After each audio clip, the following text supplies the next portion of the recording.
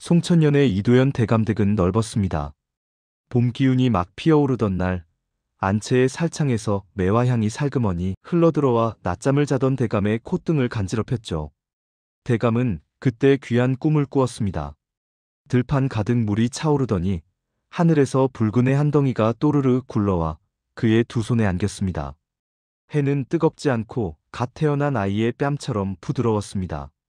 대감은 흠칫 놀라 잠을 깨고 이마에 맺힌 땀을 훔치며 혼잣말을 흘렸습니다. 그것이 태몽이 아니고 무엇이냐? 그의 마음은 벅찬 예감으로 가득 찼습니다. 대감은 곧장 사랑채에서 일어나 옷깃을 여미고 안채로 향했습니다.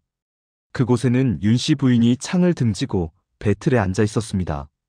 대감은 체면을 아랑곳하지 않고 조용히 속삭였습니다. 부인, 상서로운 꿈을 꾸었소. 그 기운이 식기 전에 오늘 당장 침소로 드십시다. 윤씨는 배틀의 북소리를 멈추고 눈썹을 가늘게 세웠습니다. 대낮에 어찌 여자를 품으려 하십니까? 체면이 있지요. 부인의 말끝은 유순했으나 속마음은 간단치 않았습니다. 몇 해를 지나도록 아이가 없었기에 집안 여종을 들여 자식을 보자는 말이 오갔습니다. 그러나 그 일이 현실이 되면 누가 주인이고 누가 곁인지 경계가 흐릿해진다고 그녀는 생각했습니다. 부인은 아이가 아니라 자신의 자리를 먼저 떠올렸습니다. 이도현 대감은 체면과 꿈 사이에서 머뭇거렸습니다.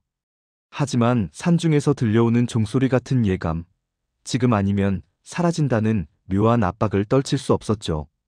윤씨가 웃음만 거두고 배틀을 다시 움직이자 그는 결국 사람을 시켜 행랑채의 몸종 하나를 불러오게 했습니다. 그 이름은 월량이었습니다. 그녀는 나이가 차고 말이 단정한 계집이었으며 오래도록 집안을 보아온 여종이라 거동이 못났거나 가벼운 기미가 전혀 없었습니다.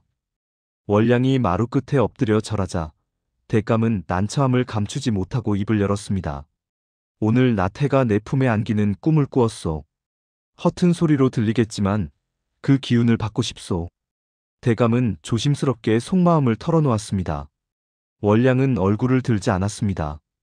그러나 한참 머뭇거린 끝에 조심스럽게 대답했습니다. 대감 어르신의 말씀을 어찌 여종이 거역하오리까? 다만 부인의 노여움이 두려울 따름입니다. 월량은 자신의 처지를 염려했습니다. 대감은 고개를 끄덕이며 단호하게 말했습니다. 그 일은 내가 감당하리다. 그 말에 월량의 어깨가 아주 조금 풀렸습니다. 그녀는 이미 기한이 다했음을, 집안의 공기가 바뀌려 한다는 것을 어렴풋이 감지하고 있었죠. 그날 낮 안채 뒤편에 조용하고 작은 사랑방에서 두 사람은 마주 앉았습니다. 창호지 너머로 매화의 그림자가 부드럽게 흔들렸습니다. 대감은 서두르지 않았습니다. 오랫동안 쌓아온 체면과 지금 여기에 놓인 생의 방향이 충돌하는 지점에서 그는 사람답게 살고 싶었습니다. 둘은 먼저 말을 나누었습니다. 서로의 안부, 집안의 크고 작은 일, 지난 겨울의 눈, 올 봄의 씨앗에 대한 이야기들이었죠. 그제야 마음이 조금 가벼워졌습니다. 사람의 인연이란 때가 맞아야 하는 법이요. 대감의 말에 월량은 눈을 들어 대감을 보았습니다. 그녀의 눈빛이 흔들리다 이윽고 잠잠해졌습니다. 그날 그들은 말을 맞대고 긴 숨을 나누었습니다.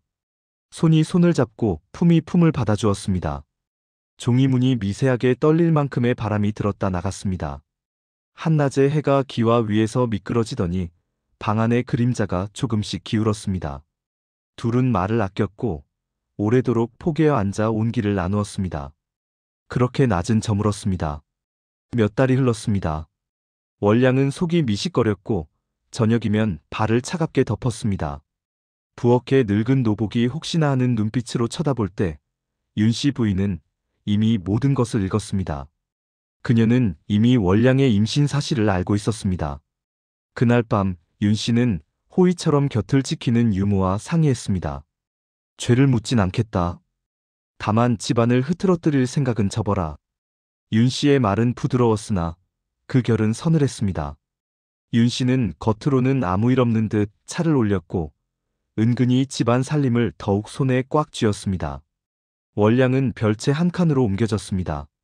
겉보기에는 해산날이 다가오니 조용히 있으라는 배려였지만 실제로는 사람과 사람 사이를 끊는 절차였죠. 대감이 한두 번 안부를 물으러 왔으나 윤 씨는 적당한 핑계로 막았습니다. 몸도 성치 않으신데 바람 드나드시면 어찌하오? 대감은 체면과 후회 사이에서 괴로워했습니다. 태몽의 기억은 희미해졌고 집안의 눈은 날카로웠습니다. 그는 법도와 가정을 돌본다는 명목으로 발걸음을 줄였습니다. 그 사이 계절이 돌아 월량은 해가 가장 높이 솟는 날 마침내 아이를 낳았습니다. 아이는 씩씩하게 울었고 작은 손을 꼭 쥐었다 폈다 했죠. 산파가 혀를 찼습니다. 이 집씨가 대단하구나. 장부의 기운이 있네. 산파의 말이 돌자마자 윤 씨의 눈매가 미세하게 떨렸습니다. 이 집에는 장부가 없었습니다. 그 사실 하나가 부인의 모든 것을 위협했죠. 집안은 겉으로 평온했으나 그 평온은 얇은 얼음판 같았습니다. 사흘 뒤 약탕에서 검은 김이 올랐습니다. 산후 조리에 좋다는 당귀와 천궁, 생강과 대추가 함께 다려지고 있었죠. 그러나 그날의 약탕에는 이름 모를 뿌리 한 조각이 더 들어갔습니다. 부엌을 도맡아온 노복이 떨리는 손으로 그것을 약탕에 넣고 말았습니다. 윤 씨 부인은 사람을 내보내며 혀끝으로만 말했습니다. 산후에는 약이 지나쳐도 병이 되지. 몸이 독을 밀어내는 법이라. 그녀의 목소리는 차갑고 단호했습니다. 월량은 아이를 품에 안은 채 그 약을 삼켰습니다. 처음에는 몸이 더워지는 듯 했습니다. 이내 손끝이 시리고 숨이 가빠왔습니다. 산파가 허둥대며 월량의 손을 주무르고 등을 두드렸습니다. 아이는 불안한 듯 울었습니다. 월량은 마지막 힘으로 아이의 볼을 한번 스쳤습니다. 그녀의 눈동자 속에 매와 그림자가 한번 흔들리더니 이윽고 사라졌습니다. 월량은 아이를 안은 채 기운이 빠져갔습니다. 약탕의 독이 이미 몸을 해치고 숨결은 점점 가늘어졌습니다. 그녀는 눈이 이미 흐려졌으나 품에서 작은 보자기 하나를 꺼냈습니다. 그 안에는 옥빛이 도는 작은 장식 하나가 있었습니다. 등룡 이리 오너라. 등룡은 머뭇거리며 다가갔습니다. 그는 월량을 지켜주는 보조적인 역할을 하는 인물이었죠. 그녀는 아이의 얼굴을 마지막으로 쓰다듬으며 떨리는 목소리를 냈습니다. 이 옥장식은 대감 어르신께서 내게 주신 것이야. 내게는 허락되지 않은 은정이었지. 그녀는 그 옥장식이 대감으로부터 받은 유일한 정표임을 알렸습니다. 허나 이 아이만은 알게 해주고 싶구나. 피가 어디에서 왔는지를 등룡은 월량의 간절한 부탁에 땀이 솟았습니다. 그는 이미 윤 씨 부인의 눈치를 보고 있었기에 감히 입을 열 수도 없었습니다. 그러나 월량의 손길은 너무나 간절했습니다. 내 목숨은 오늘 여기서 그치지만 이 아이가 장성하면 반드시 진실을 알게 해주어야 한다. 월량은 자신의 마지막 소망을 전했습니다. 아무도 믿지 않더라도 이 옥장식만은 증거가 되리라. 옥빛 장식이 희미하게 흔들렸습니다. 월량은 그것을 등룡의 손에 꼭 쥐어주었습니다. 약속하거라. 아이를 버릴지언정 이 옥장식만은 함께 두겠다고. 월량은 등룡에게 마지막 맹세를 요구했습니다. 등룡은 차마 거역하지 못하고 이를 악물고 고개를 끄덕였습니다. 알겠소, 월량이. 내가 내 뜻을 저버리지 않으리다. 등룡은 약속을 받아들일 수밖에 없었습니다. 그 말이 끝나자 월량은 미소인지 울음인지 모를 표정을 지으며 아이의 볼에 입을 맞추었습니다. 그리고는 눈을 감았습니다. 그녀의 숨은 영원히 멎었습니다. 소식은 곧바로 안채에 전해졌습니다. 윤 씨는 표정 하나 바꾸지 않고 여종을 불렀습니다. 어서 보내라. 그녀는 월량의 장례를 서둘러 처리하도록 지시했습니다. 아이는 어디 두었느냐? 산파가 아기를 안아 보이자 윤 씨는 한숨인지 비웃음인지 모를 소리를 냈습니다. 이 아이가 있으면 내 자리는 어찌 되느냐?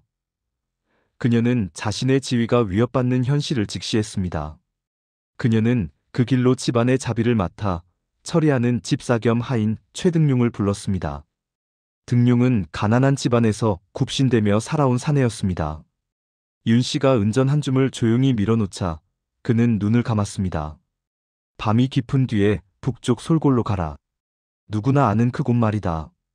윤 씨는 등룡에게 은밀한 지시를 내렸습니다. 등룡은 얼굴빛을 잃었습니다. 마님, 설마 그는 두려움에 떨며 물었습니다. 말이 길면 죄가 된다. 어미가 죽었으니 아이도 함께 하늘로 보낸다 하여 무슨 흉이 있겠느냐? 윤 씨는 섬뜩할 정도로 냉정했습니다. 집안을 지키는 일이다. 그 말은 등룡에게 피할 수 없는 면죄부처럼 느껴졌습니다. 그날 밤 등룡은 바구니에 새 신발을 깔고 아이를 조심스럽게 눕혔습니다. 아이는 아주 잠깐 웃었습니다.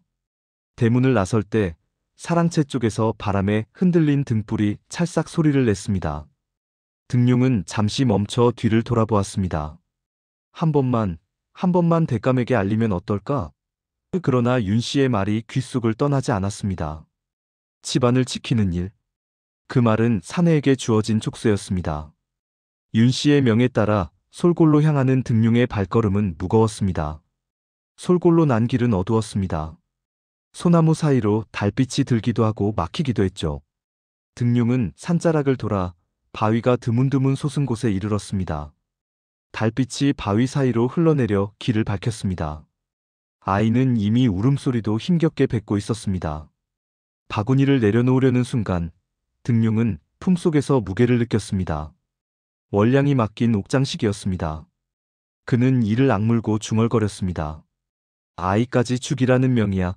어쩔 수 없다 하더라도 월량의 뜻마저 꺾을 수는 없지. 그는 월량에게 했던 약속을 기억했습니다. 등룡은 조심스럽게 옥장식을 꺼내어 바구니 천조각 사이에 밀어넣었습니다. 달빛에 잠시 푸른 빛이 스쳤습니다. 이 아이가 살든 죽든 하늘이 아는 일이리라. 그러나 만약 살아남는다면 이 옥장식이 진실을 증언하겠지. 그는 희미한 희망을 걸었습니다. 등룡은 바구니를 바위 그늘에 두고 뒤돌아섰습니다. 발걸음은 무거웠고 어깨는 떨렸습니다. 뒤돌아서는 순간 발 뒤꿈치가 돌부리에 걸렸습니다. 등룡은 그 바람에 등을 떠밀리듯 뒤로 물러섰습니다. 그때였습니다. 멀리서 개 짖는 소리가 연달아 나더니 숲속의 그림자가 하나둘 움직였습니다. 승냥이었습니다. 등룡은 목젖이 마른 침을 삼켰습니다. 그는 바구니를 향해 두세 걸음 다시 다가갔습니다. 그러나 발걸음은 더 이상 나아가지 못했습니다. 그는 몸을 돌려 산길을 내려갔습니다. 내려가면서도 몇 번이고 뒤를 돌아보았습니다. 아이 울음이 바람에 실려 길을 따라왔습니다. 바람은 서늘했고 아이의 울음소리는 점점 희미해졌습니다. 그 옆에서 옥장식이 달빛을 받아 반짝였습니다. 그가 집으로 돌아왔을 때 새벽이 가까웠습니다. 윤 씨는 연등 하나만 켜두고 앉아 있었습니다. 등룡이 고개를 깊이 숙였습니다. 윤 씨는 눈을 감고 고개를 끄덕였습니다. 알았다. 입 다물라. 그녀는 굳게 침묵할 것을 명령했습니다. 누구에게도 말하지 말라. 그 말 속에는 그대의 목숨이 입을 막아준다는 위협이 섞여 있었습니다. 새벽종이 3번 울리자 사랑채에서 큰 발자국 소리가 났습니다. 이도현 대감은 방으로 들어온 허전함, 알 수 없는 빈자리를 견딜 수 없어 별채를 향했습니다. 산파가 거두어 놓은 자리, 남은 끈, 식은 약탕 등 모든 것이 자리를 바꿔 있었습니다. 대감은 가슴이 철렁 내려앉았습니다. 월량은 어디 있느냐? 대감은 급하게 물었습니다. 밤사이 산우열이 급하게 올라 산파의 말끝이 흐렸습니다. 아이는? 대감은 떨리는 목소리로 물었습니다. 산파와 노복이 서로의 얼굴을 보았지만 아무도 대답하지 못했습니다. 대감의 손에서 물잔이 떨어졌습니다. 사기 그릇이 깨지는 소리가 안채까지 번졌습니다. 윤 씨는 그 소리를 들었지만 처음부터 아무것도 듣지 않은 사람처럼 고요하게 차를 따랐습니다. 그날 대감은 종일 앉아 있다가 저녁이 내려서야 자리에서 일어났습니다. 그의 눈빛은 먼 곳을 보고 있었고 태몽의 기운은 무너진 기와처럼 가슴 아래로 와르르 떨어졌습니다. 그는 아무 말도 하지 않았습니다. 그러나 그의 침묵은 윤 씨의 의도대로 집안에 다시 질서를 세웠습니다. 솔골에서는 바람이 더 차가워졌습니다. 바구니는 바위 그늘에 놓여 있었습니다. 승냥이가 바구니 근처를 빙빙 돌았습니다. 아이는 울고 울다가 지쳐 잠깐 숨을 고르고 다시 울었습니다. 그러다 갑자기 허공에서 깃털 소리가 스쳤습니다. 흰 부엉이가 나무에서 날아올라 승냥이 머리 위로 곤두박질 쳤습니다. 승냥이는 꼬리를 말고 한 발 물러섰습니다. 그때 산 너머에서 낳고 길게 울리는 푹소리가 들렸습니다. 푹은 사찰에서 새벽 예불을 알리는 푹소리였습니다. 동물들은 사람의 소리에 약했습니다. 승냥이의 귀가 쫑긋 서더니 숲 한쪽으로 사라졌습니다. 바람이 방향을 바꾸었고 구름이 달을 가렸습니다. 바구니의 손잡이가 바위턱에서 미끄러져 아래쪽으로 조금 이동했습니다. 그 작은 미끄러짐이 오히려 아이를 바람 덜 드는 오목한 자리로 밀어넣었습니다. 하늘에서는 매와 꽃비가 흩날리는 듯 했습니다. 아니, 꽃은 아직 일렀고 솔잎 사이로 내리는 작은 서리가루가 달빛에 반짝였을 뿐입니다. 아이의 숨은 얕았으나 고르게 이어졌습니다. 작은 주먹이 천천히 펴지고 오므라들었습니다. 먼 길에서 바람에 실려 사람 발자국 소리가 더듬더듬 올라왔습니다. 누군가가 산길을 더듬어 오고 있었습니다. 아직은 멀었습니다. 아직은 이름도 없는 그 아이였지만 그 발자국이 한 생을 바꿔놓을 것이었습니다. 바구니 안의 아이는 그 사실을 모른 채 마지막 힘으로 작은 몸을 웅크렸습니다. 세상은 잔인했고 동시에 세심했습니다. 살리기도 하고 버리기도 했습니다. 오늘 밤은 살리려는 쪽으로 기울어지는 듯 했습니다. 달빛이 바구니 손잡이에 고였습니다. 숲이 고요했고 어딘가에서 사람의 숨 같은 바람이 천천히 불어왔습니다. 송천년 북쪽 골짜기 솔골 바위 틈에는 여전히 달빛이 남아 있었습니다. 바구니 안의 아기는 밤새도록 울다 지쳐가는 숨결을 토해내고 있었습니다. 차가운 이슬이 솔잎을 타고 뚝뚝 떨어져 바구니 가장자리를 적셨습니다. 작은 천조각은 이미 축축했고 아이의 몸은 싸늘해졌습니다. 그 무렵 산길을 오르던 발자국 소리가 있었습니다. 꾀재재한 누더기를 걸친 여인, 머리는 풀어 헤쳤다치도 제대로 매지 못한 채였습니다. 마을 사람들은 그를 거지 처녀 옥년이라 불렀습니다. 부모를 일찍 여의고 떠돌며 장터에서 동량을 얻어 겨우 목숨을 이어가는 처지였습니다. 그러나 그 눈빛만큼은 누구보다 또렷했습니다. 옥년은 밤이면 자주 산길을 헤맸습니다. 장터에서는 시선이 따갑고 마을에서는 손가락질이 뒤따라 오히려 산속이 편했습니다. 그날도 쓰러진 나무를 찾아 땔감을 모으려다 어둠 속에서 낯선 울음소리를 들었습니다. 옥년은 발걸음을 멈추었습니다. 짐승 울음인가 싶어 귀를 기울였으나 이내 깨달았습니다. 사람의 아기 울음이었습니다. 그녀는 급히 바위 사이로 몸을 굽히고 작은 바구니를 발견했습니다. 바구니 안에는 얼굴이 희게 질린 사내아이, 축축한 천조각에 쌓여 있었습니다. 손이 차가워져 떨고 있었으나 작은 입술은 아직 살아있음을 증명하듯 미약하게 움찔거렸습니다. 옥년의 눈이 커졌습니다. 세상에 아가야, 누가 너를 이리 버렸느냐? 그녀는 눈물을 삼키며 아이를 품에 안았습니다. 품에 닿자 아이는 놀랍게도 울음을 멈추었습니다. 마치 따스한 온기를 다시 만난 듯 가느다란 숨을 고르게 내쉬었습니다. 옥년은 가슴이 저려왔습니다. 아이고 불쌍한 것.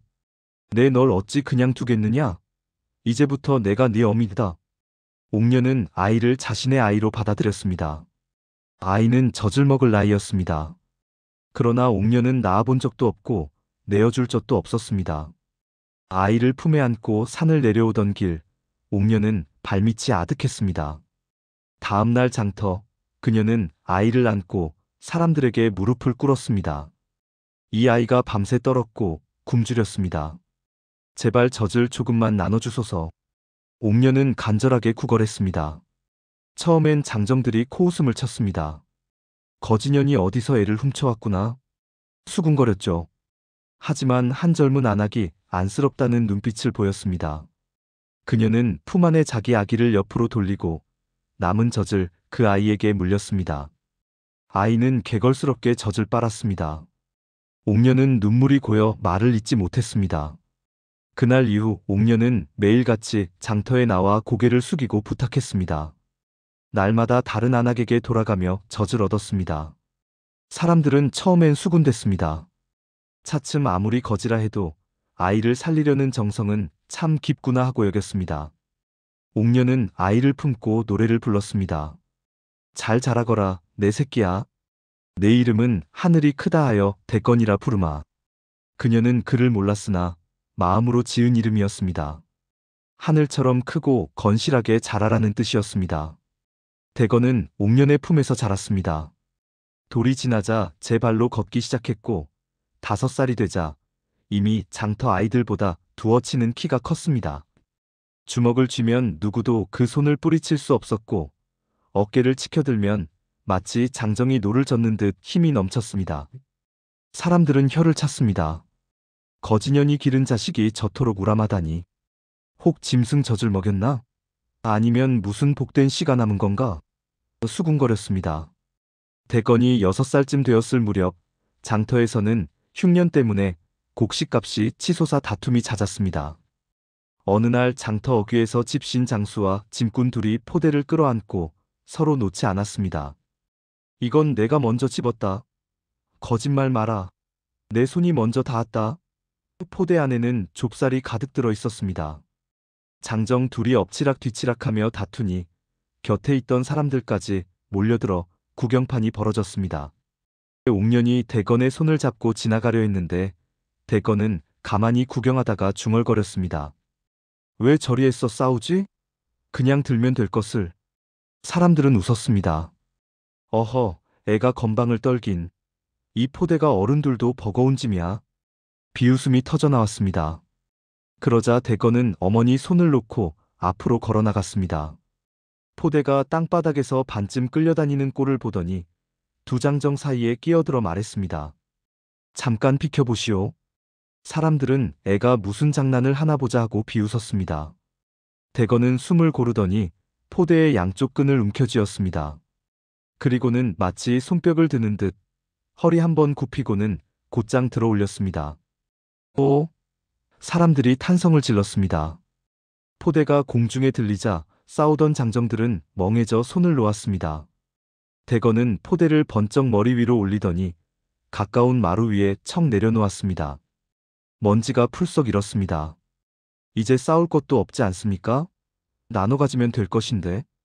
아이는 땀 한 방울 흘리지 않고 담담히 말했습니다. 사람들은 입을 다물지 못했습니다. 어떤 이는 속삭였습니다. 저 아이 범상치 않구나. 거지년의 자식이라도 저건 장정 셋의 힘이 한 몸에 모인 듯하네. 옥년은 깜짝 놀라 아이를 불러 세웠습니다. 대건아, 남 앞에서 괜히 힘자랑하는 게 아니란다. 그러면서도 마음 한구석이 뜨거워졌습니다. 이 아이는 보통 씨앗이 아니구나. 하늘이 내게 맡긴 까닭이 있겠지. 그날 이후로 장터에서는 종종 대건 이야기가 떠돌았습니다. 그 꼬마 장정 셋보다 힘이 세더라. 거지년의 아들이라지만 언젠가 큰일을 할 사내 일개다. 옥년은 그저 웃었습니다. 하지만 밤마다 아이를 안고 속삭였습니다. 대건아, 넌 버려진 씨앗이 아니란다. 하늘이 내게 맡긴 귀한 생명이다. 내 어미는 내가 되어주마. 세월이 흘러 대건은 어느덧 장정이 되었습니다. 키는 마을 장정들보다 한치는 크고 어깨는 2뼘이 넓었습니다. 힘도 힘이지만 눈빛이 예사롭지 않았습니다. 어릴 적부터 늘 가난과 멸시 속에서 자라났으나 그 눈에는 꺾이지 않는 기운이 어려 있었습니다. 장터에서 짐꾼들이 4대씩 달라붙어야 할 큰 자루를 혼자 들고 날랐고 때로는 억울한 농부를 괴롭히는 수절 관아의 자벽꾼을 밀쳐내기도 했습니다. 사람들은 거지년의 자식이지만 사내다움은 여간이 아니구나 하고 혀를 찼습니다. 그러나 대건의 기운이 솟을수록 옥년의 기운은 날로 쇠약해졌습니다. 봄부터 기침이 잦더니 여름이 되자 열이 내리지 않았고 가을이 오기 전에 침상에 들어누우니 차츰 자리에서 일어나지 못했습니다. 대건은 종일 산을 뛰어다니며 약초를 캐오고 땔감을 팔아 푼전을 모아 약방에 다녔지만 약값은 늘 모자랐습니다. 어느 날 밤 옥년은 힘겹게 몸을 돌려 대건을 불렀습니다. 대건아, 네가 어찌 이리 장성했는지 참말로 내 눈이 부시다. 대건은 눈물이 그렁그렁하여 어머니 손을 꼭 잡았습니다. 어머니, 제가 약초를 더 캐오겠습니다. 장터 약방에 아직 안 써본 약이 많다 하더이다. 부디 마음 굳게 잡수시오. 대건은 어머니를 안심시키려 했습니다. 옥녀는 미소를 지었으나 그 미소는 오래 머물지 못했습니다. 그녀는 머리맡에 숨겨두었던 낡은 보자기를 꺼냈습니다. 손끝이 떨려 매듭을 잘 풀지 못하자 대건이 대신 풀어주었습니다. 안에는 작은 옥장식이 들어있었습니다. 이것이 내 뿔이다. 옥년이 말했습니다. 대건은 의아한 눈빛으로 물었습니다. 어머니, 이게 무슨 말씀이십니까? 옥년은 가쁜 숨을 고르며 조심스럽게 말을 이었습니다. 대건아, 넌 내 뱃속에서 나온 아이가 아니다.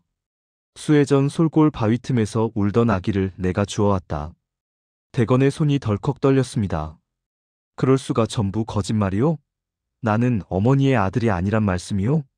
옥녀는 눈시울을 붉혔습니다. 아니다, 대건아. 네가 내 피가 아니라 한들 내 젖을 물고 자란 건 사실이다. 내가 내 자식임을 부정하지 않는다. 그녀는 눈물을 참고 계속 말했습니다. 하지만 세상에 너의 자리를 찾으려면 이 증표를 쥐어야 한다. 그녀는 옥장식을 대건의 손에 꼭 쥐어주었습니다. 달빛에 비친 옥은 반짝이며 선명한 문양을 드러냈습니다. 그것은 양반가의 가보임이 틀림없었습니다. 어머니, 대건의 목소리는 흔들렸습니다. 어찌 이제야 말씀하십니까? 차라리 몰랐으면 저는 그냥 어머니의 아들로 살았을 터인데. 옥녀는 힘겹게 웃었습니다. 네가 내 아들임은 변치 않지. 그러나 이 세상은 피와 신분을 따진다. 언젠가 네가 너 자신을 위해 일어서야 할 날이 올 것이니 그때 이걸 써라. 대건은 차마 말을 잇지 못했습니다. 그 순간 그의 가슴은 불덩이처럼 뜨거워졌습니다. 어머니를 향한 깊은 사랑, 동시에 하늘을 향한 원망이 겹쳐 올라왔습니다. 내가 양반의 피라니. 그렇다면 왜 버려졌는가? 왜 내 어머니 옥녀는 이렇게 고생만 하고 병들어 누우셔야 한단 말인가? 바람이 살창을 스쳐 지나갔습니다. 등잔불이 위태롭게 흔들렸습니다. 그 흔들림 속에서 대건의 운명이 요동치기 시작했습니다. 옥년의 병세는 날로 깊어졌습니다. 대건이 산에서 약초를 캐오고 장터에서 짐을 저어든 푼돈을 모아 약방에 다녔지만 약값은 번번이 모자랐습니다. 약방 주인은 고개를 저으며 말했습니다. 내 마음은 알겠으나 인삼이나 침향 없이는 어미병을 다스릴 수 없네. 값이 100냥은 좋게 넘어가니 헛걸음 말게나. 100냥은 가난한 대건에게는 1000냥만큼이나 아득한 액수였습니다.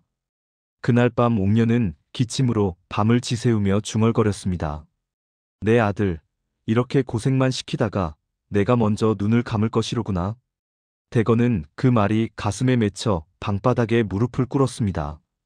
어머니를 살려야 한다. 어떤 수를 써서라도. 그러나 아무리 손을 벌려도 돈은 모이지 않았습니다. 결국 그는 굳은 결심을 했습니다. 그 무렵 송천년 읍내에서는 풍문이 돌았습니다. 이도현 대감의 둘째 부인 한씨 마님이 장신구를 장터에 내보이며 뽐낸다더라. 놀이개며 비녀며 금부치가 방 안에 가득하다 하지 않느냐는 소리였습니다. 대건의 귀에도 그 소식이 들어왔습니다. 그는 며칠 동안 마님의 거처를 살폈습니다. 기와지붕 높은 그 방 창호에 어슴푸레한 등불이 새어나오곤 했습니다. 낮에 마님이 장터를 나와 교역하는 모습까지 눈에 띄었습니다. 남의 물건을 훔치는 건 죄다. 하지만 탐욕으로 모은 금부치라면 그 죄가 더 크지 않은가? 그 돈이면 어머니를 살릴 수 있다. 결국 대건은 깊은 밤을 골랐습니다. 달빛이 구름에 가려 골목길은 더욱 어두웠습니다. 담장을 넘을 때 그의 손과 발은 짐승처럼 날쌔고 조용했습니다. 발소리 하나 새지 않았습니다. 문 앞에 서자 심장이 쿵쿵 울렸습니다. 그러나 어머니의 기침 소리가 귓가에 메아리 쳤습니다. 그는 망설임을 지우고 살며시 방문을 열었습니다. 방 안은 고요했습니다. 한씨 마님은 곤히 잠든 듯 은은한 향만이 방 안에 가득했습니다. 대건은 조심스럽게 서랍을 뒤졌습니다. 잠시 후 반짝이는 놀이개와 금빛 비녀가 눈에 띄었습니다. 그 순간 누구요? 마님의 목소리가 어둠을 찢었습니다. 그녀는 눈을 부릅뜨며 몸을 일으켰습니다. 대건은 얼른 몸을 숙여 뒤에서 입을 막았습니다. 쉿, 아무 말 마시오. 그러나 마님은 공포와 놀람에 사로잡혀 몸부림쳤습니다. 그 과정에서 대건의 허리춤에 찬 몽둥이가 실수로 그녀의 둔부를 스쳤습니다. 마님의 눈이 커다랗게 흔들렸습니다. 순간 그녀의 머릿속을 스친 건 죽음보다도 더 알 수 없는 전율이었습니다. 이게 무엇이란 말인가? 심장은 두근거렸고 얼굴은 불시에 붉어졌습니다. 두려움과 당혹이 뒤섞여 마님은 떨리는 목소리로 소리쳤습니다. 네 이놈! 날 겁탈하려거든 차라리 이 자리에서 혀를 깨물리라. 대건은 당황하여 손을 뗐습니다. 아니옵니다. 난 그저 장신구만 얻어가려 했을 뿐. 말이 끝나기도 전에 그는 이 일이 더 큰 화를 부를 수 있음을 깨달았습니다. 겁탈이라는 말이 돌면 도둑질보다 더 무겁게 다스려질 것이었습니다. 능지처참조차 피하기 어려웠습니다. 대건은 황급히 마님을 밀쳐내고 창문을 열어 밖으로 몸을 던졌습니다. 발소리는 번개처럼 빨랐고 담장을 넘는 순간까지도 기척 하나 새지 않았습니다. 그는 가슴이 쿵쾅거려 도망치며 생각했습니다. 이제 난 단순한 도둑이 아니라 겁탈범으로까지 몰릴 수 있겠구나. 방에 홀로 남은 한씨 마님은 숨을 몰아쉬었습니다. 소리를 질러 도둑 잡아라 할 수도 있었으나 입술은 굳게 닫혀 있었습니다. 얼굴은 아직 붉게 달아올라 있었고 심장은 빠르게 뛰었습니다. 저놈이 내 뒤를 그녀는 부끄러움인지 두려움인지 알 수 없는 감정에 휩싸였습니다. 이튿날 아침 집안에는 소문이 번졌습니다. 그러나 그것은 금부치를 노린 도둑이 들었다가 아니었습니다.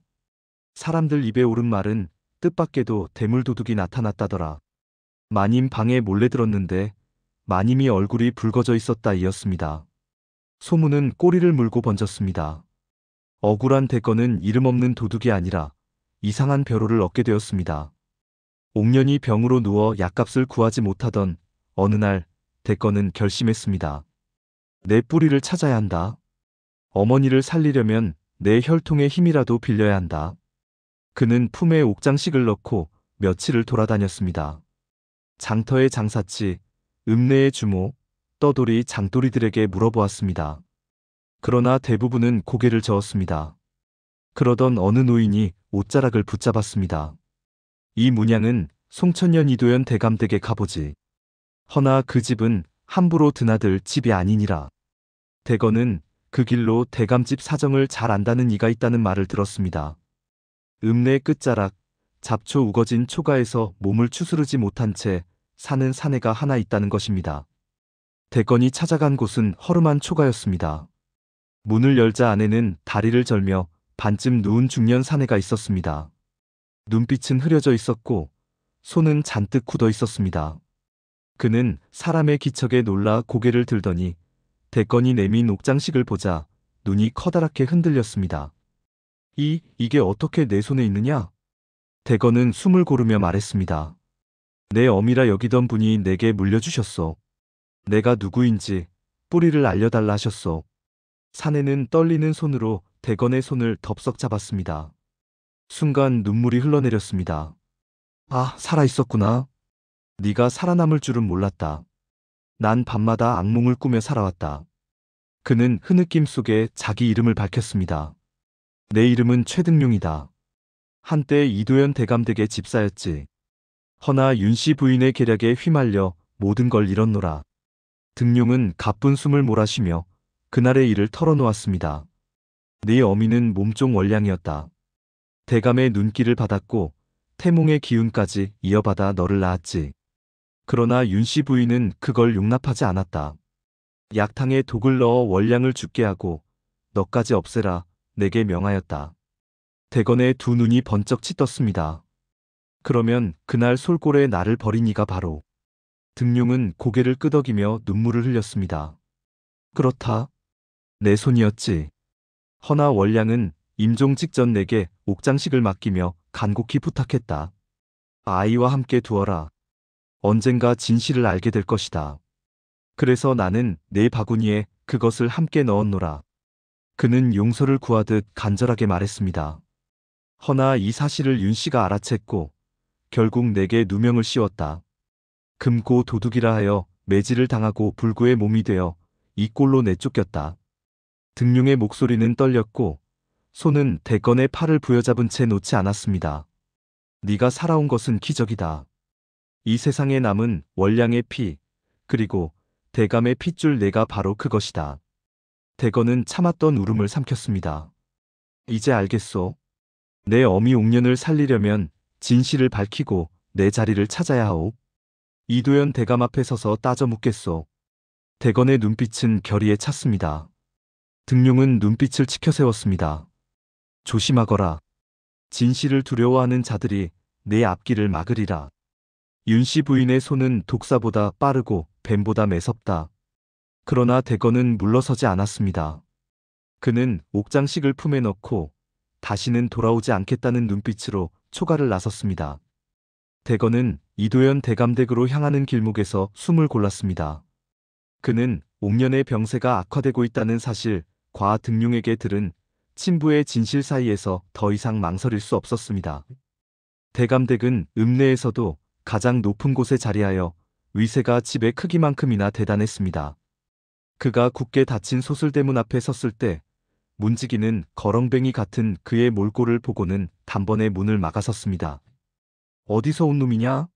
상것은 감히 양반댁 대문 앞에 서지도 말라 하셨다. 문지기는 고압적인 태도로 대건을 몰아세웠습니다. 대건은 주먹을 불끈 쥐었지만 분노 대신 이성으로 맞서려 했습니다. 저는 이 집 대감 어르신을 뵐 일이 있어 왔습니다. 대건은 최대한 공손히 말했습니다. 내까진 놈이 무슨 염치로 대감을 찾느냐? 당장 물러서지 않으면 관가에 넘겨 형틀에 묶이게 할 것이다. 문지기는 위협적인 기세를 보였습니다. 그때 마침 안채에서 볼일을 보고 나오던 집안의 잔심부름꾼 갑돌이가 싸우는 소리를 듣고 달려왔습니다. 갑돌이는 문지기보다 신분이 낮았지만 대감의 일거수일투족을 알만한 위치에 있었습니다. 무슨 일로 소란이냐? 갑돌이는 문지기에게 물었습니다. 이놈이 대감을 뵙겠다며 대문 앞에서 행패를 부리지 않느냐? 문지기는 갑돌이에게 억울함을 호소했습니다. 대건은 문지기를 지나쳐 갑돌이에게 곧장 다가갔습니다. 그는 품속에 깊이 숨겨두었던 옥장식을 꺼내어 살짝 갑돌이의 손바닥 위에 올려놓았습니다. 옥빛은 어두운 대문 앞에서 더욱 영롱하게 빛났습니다. 갑돌이는 그것을 보자마자 숨을 들이마셨습니다. 옥의 문양은 대감댁 갑오와 흡사했고 낯선 이가 그것을 가지고 있다는 사실에 그는 직감적으로 보통 일이 아님을 깨달았습니다. 대감께 전해주십시오. 대감께 월량의 넋을 달랠 아이가 찾아왔습니다라고. 대건은 짧고 굵게 핵심만 전했습니다. 대감께 월량이라는 이름에 갑돌이는 더 이상 묻지 못하고 황급히 옥장식을 품에 숨겼습니다. 잠시 여기서 기다리십시오. 갑돌이는 다급하게 대감의 서재로 향했습니다. 이도현 대감은 서재에서 오래된 문서를 살피고 있었습니다. 수년 전 월량과 아이를 잃은 뒤로 그의 삶에는 묘한 공백이 생겼습니다. 그 공백은 채워지지 않았고 늘 마음 한구석을 싸늘하게 만들었습니다. 그때 갑돌이가 숨을 헐떡이며 들어왔습니다. 대감 마님, 큰일이 났습니다요. 밖에 웬 거친 사내가 와서 이 물건을 전해달랍니다.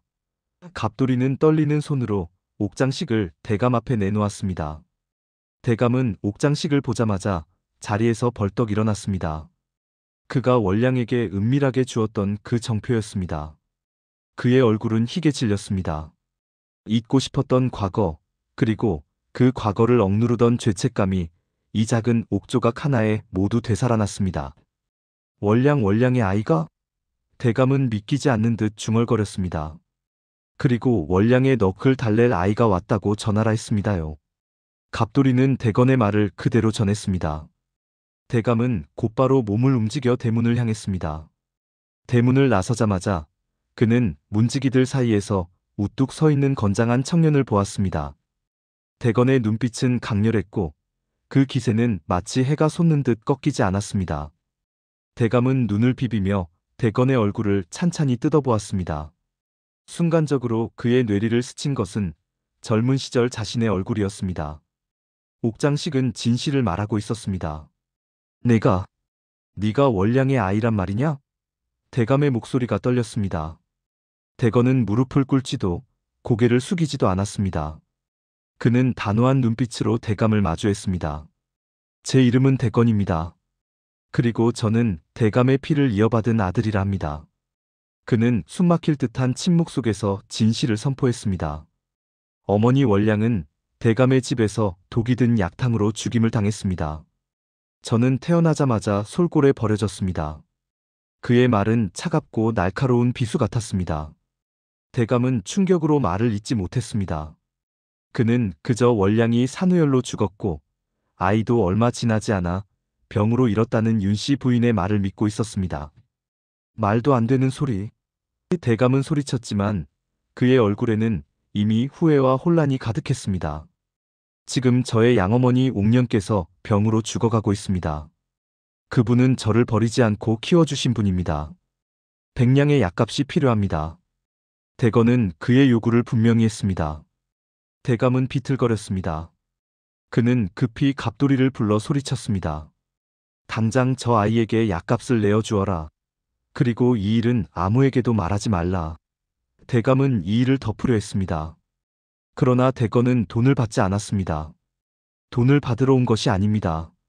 저는 저를 죽이려 했던 자를 이 자리에서 밝혀내고 제 어머니의 명예를 되찾으러 왔습니다. 대건은 아버지의 체면을 위해 거래하지 않겠다고 선언했습니다. 대감은 대건의 꺾이지 않는 기세에 압도되었습니다. 대감의 서재에는 팽팽한 긴장감이 감돌았습니다. 이도현 대감, 대건, 그리고 갑작스러운 소란에 놀라 찾아온 윤씨 부인이 마주하고 있었습니다. 윤씨 부인은 문지기에게서 대감께서 웬 거친 사내와 이야기 중이라는 소식을 듣고 불길한 예감에 휩싸여 곧장 달려온 터였습니다. 그녀는 대건의 얼굴을 보자마자 몸을 떨었습니다. 죽여 없앤 아이가 어찌 살아 돌아왔는가? 이놈은 누구입니까? 감히 대감께서 귀한 분을 만나는 자리에 상놈을 들여놓았단 말입니까? 윤씨 부인은 체면을 앞세워 대건을 내쫓으려 했습니다. 부인은 잠시 입 다물고 듣기만 하시오. 대감은 차갑게 명령했습니다. 그의 눈빛은 흔들리지 않았습니다. 대건은 윤씨 부인을 향해 걸어나갔습니다. 그의 손에는 월량이 남긴 옥장식이 들려 있었습니다.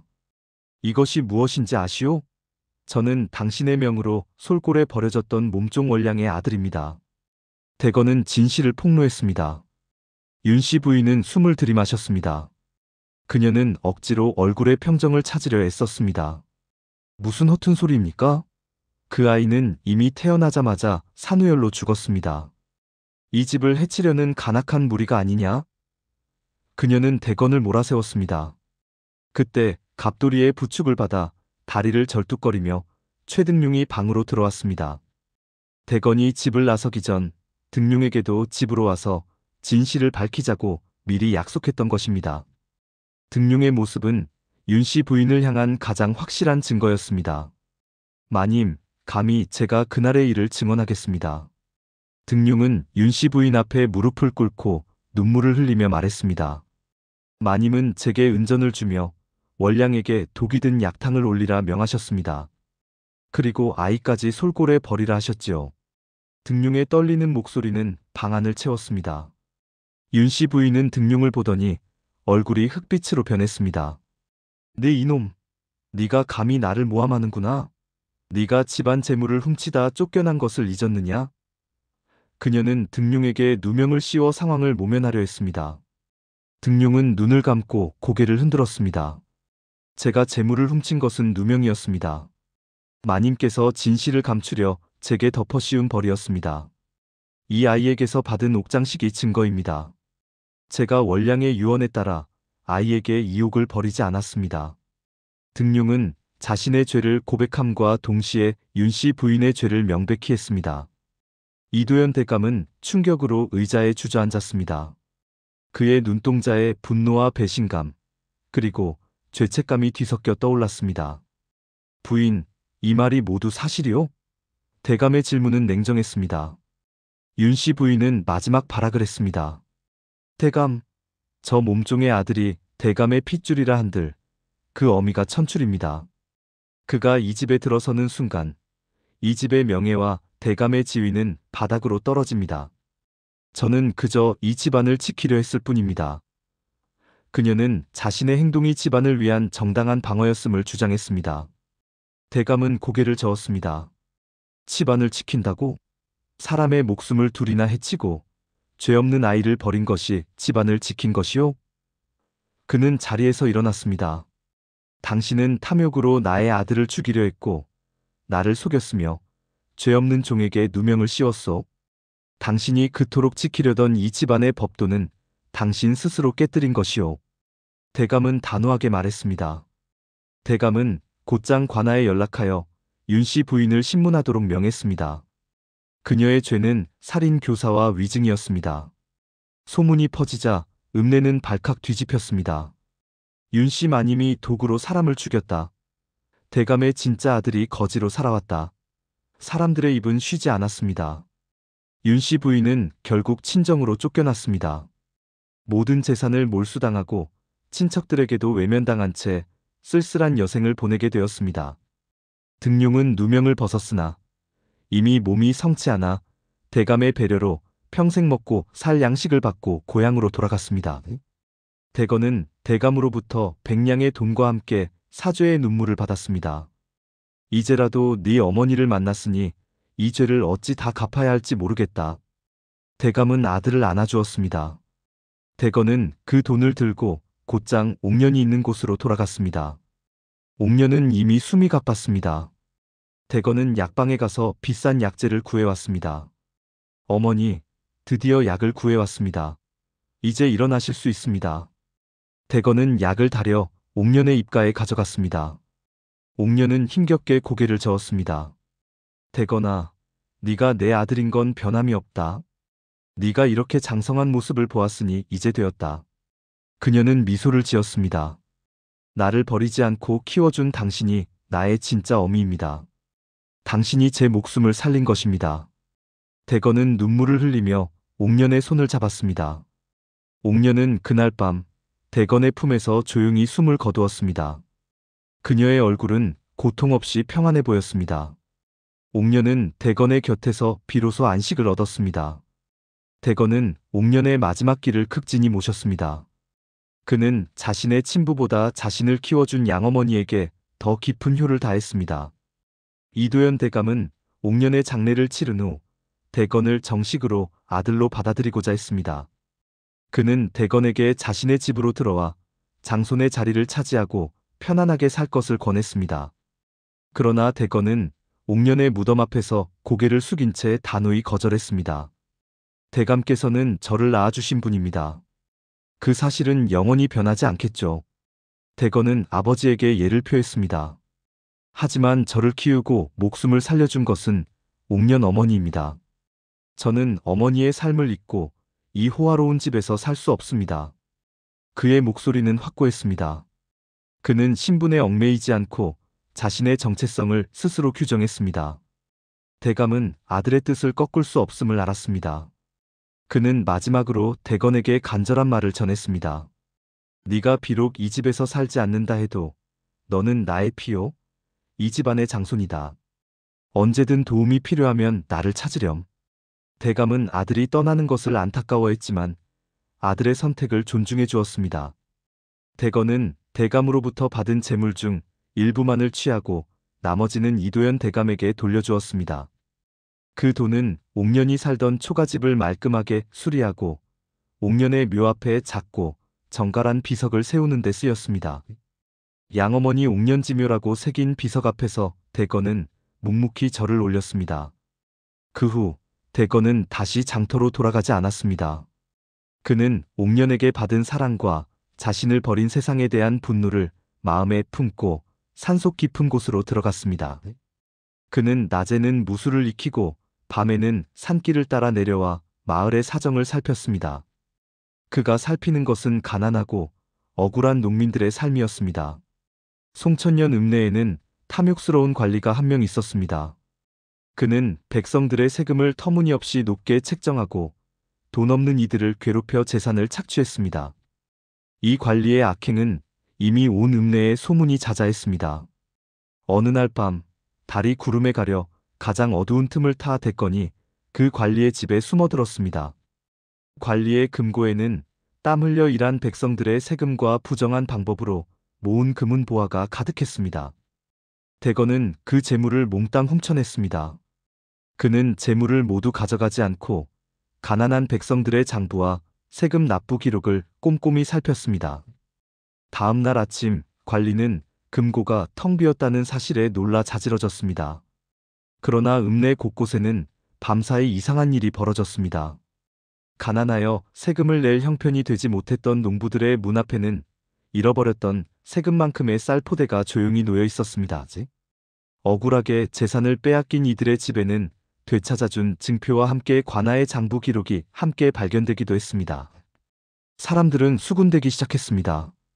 이것은 분명 도둑의 소행인데 도둑의 품행이 예사롭지 않다. 탐과 놀이의 재물을 훔쳐 백성에게 되돌려 주었으니 의적이 나타난 것이 아니겠느냐? 사람들은 환호했습니다. 읍내를 맴돌던 소문은 다시 한번 바뀌었습니다. 대물도둑이 아니라 활빈당 대건이라는 이름이 붙여졌습니다. 그의 등장은 가난한 백성들에게는 희망이었고 탐욕스러운 관리들에게는 공포였습니다. 이도현 대감은 아들의 소문을 듣고 조용히 미소를 지었습니다. 그는 비록 아들이 자신의 곁에 머물지 않았으나 아들이 세상에 나가 올곧은 뜻을 펼치고 있음을 알았습니다. 대감은 아들을 돕기 위해 은밀하게 행동하기 시작했습니다. 관아에 압력을 넣어 아들의 뒷조사를 막고 읍내의 정보를 수집하여 아들에게 유리한 방향으로 상황을 조정했습니다. 대감은 아들에게 부정한 힘을 보태지 않고 단지 아들이 짊어진 무거운 짐을 세상이 알아주도록 돕고자 했습니다. 세월이 흘러 대건은 세상에 선한 영향력을 미치는 의적이 되었습니다. 그는 자신의 힘을 정의로운 곳에 썼습니다. 버려진 몸종의 아들이라는 천한 신분에서 태어났지만 그는 세상이 부여한 신분을 거부하고 스스로 이로운 자라는 새로운 신분을 만들어냈습니다. 대건은 밤마다 옥년의 무덤을 찾아갔습니다. 그는 조용히 무덤 앞에서 옥장식을 만지며 말했습니다. 어머니, 저는 이제 당신이 주신 이름처럼 크고 건실한 사람이 되었습니다. 이 세상의 부정한 자들을 물리치고 정의로운 세상을 만들겠습니다. 그의 마음속에는 옥년의 따스한 사랑과 월량의 억울한 죽음이 영원히 남아 그를 올바른 길로 이끄는 등불이 되어 주었습니다. 그의 이야기는 송천년뿐 아니라 조선 팔도에 널리 퍼져 억압받는 백성들에게 용기와 희망을 주는 전설로 남았습니다.